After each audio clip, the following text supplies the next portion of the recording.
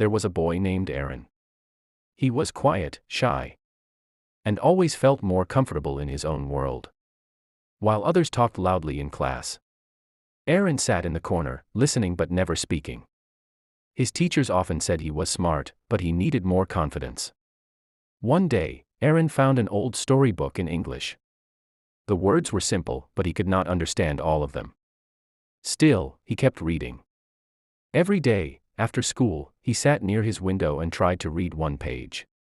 Sometimes it took him an hour to finish, but he never gave up.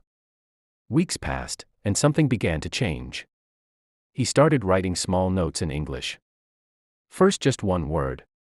Then small sentences like, "I am learning," or "Today is a good day." He did not show anyone, but his notebook became his safe place. One morning, while walking to school, Arin helped a tourist who looked confused. With a soft voice he said, "This way." It was only 2 words, but it made him feel strong inside. For the first time, he used English in the real world. From that day, Arin believed learning English was not about speaking perfectly or being the loudest. For introverts like him, it was about small steps, quiet practice, and gentle courage. His story reminds us that even the softest voices can carry powerful messages. Every word you learn is a step closer to the confident person you are becoming.